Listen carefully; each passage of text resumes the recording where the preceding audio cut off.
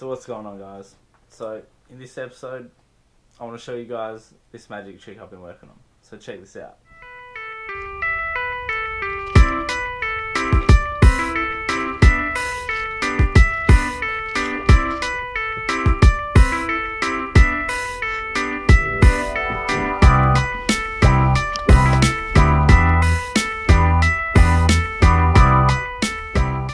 So you saw that big mess, the wiring loom just absolutely thrown everywhere, looks like absolute shit.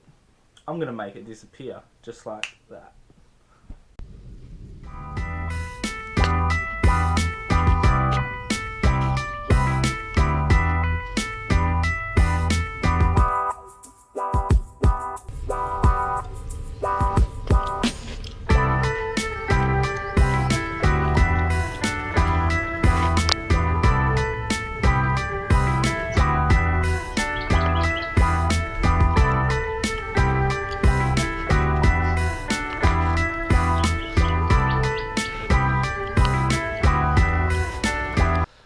So I really couldn't think of anything more boring than trying to record me ripping out a wiring loom. So I just got rid of it straight, quick and easy like that.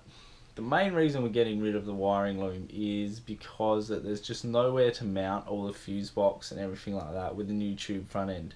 So it's just easier to gut everything and start from scratch. So I'll show you everything we ripped out.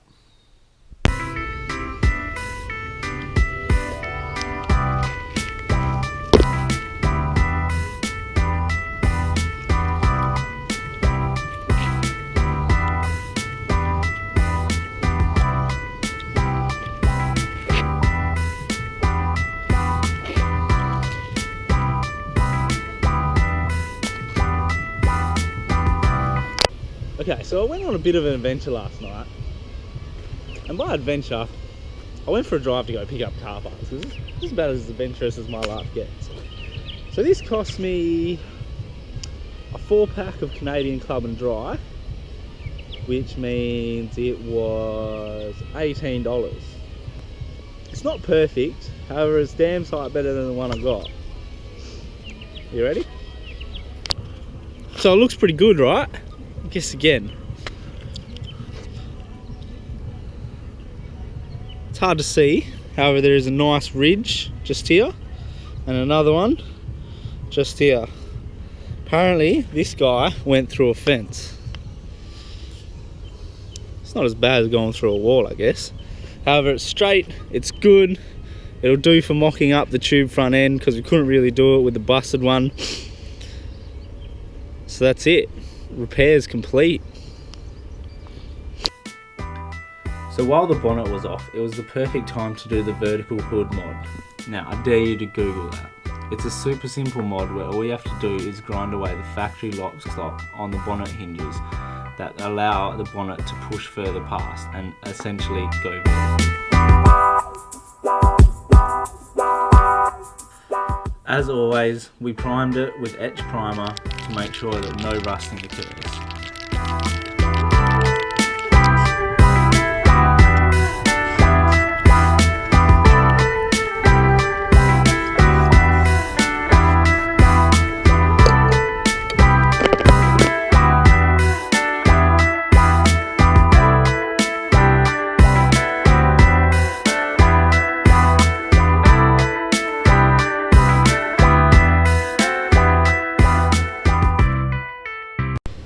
The factory dash bar and associated brackets were then removed, as you saw earlier they were covered in surface rust from the factory. They were removed so that we could clean away the rust and tidy them up, adding a nice finishing touch to the car. A rust converter was applied which transforms the surface rust into a film that is then paintable.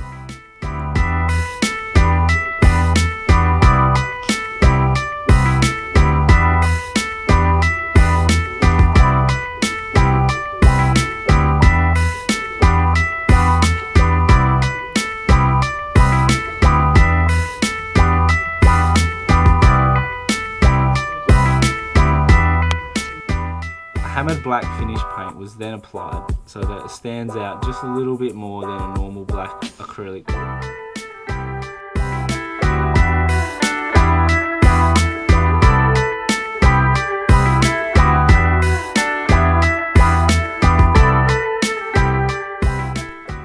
to think that I have a bit of OCD when it comes to building cars, which is always a good thing as everything comes up looking pretty mint.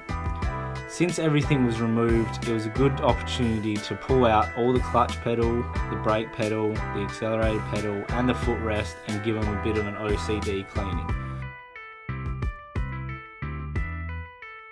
which included a metal polish for the Nismo foot pedals and then a thorough cleaning of the plastics.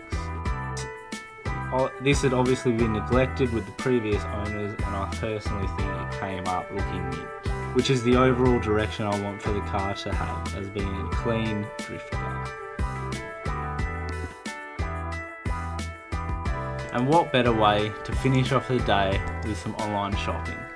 Honestly, who doesn't like going online shopping for parts?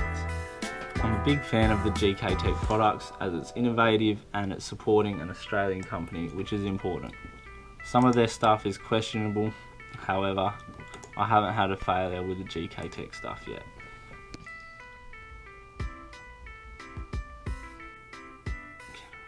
I then used some ghetto rigging to mock up the intercooler as it was time to drop the car off to my mate Matt's house to get started on the tube front end.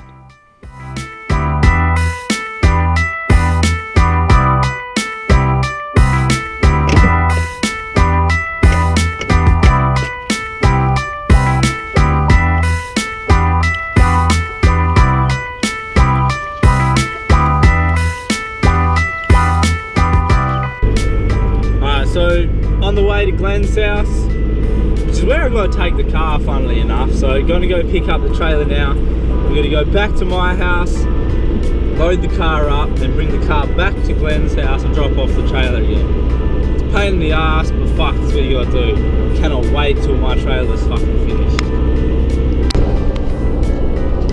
Just left Glenn's house, on the way back to my house now with the trailer to go pick up the shit 80.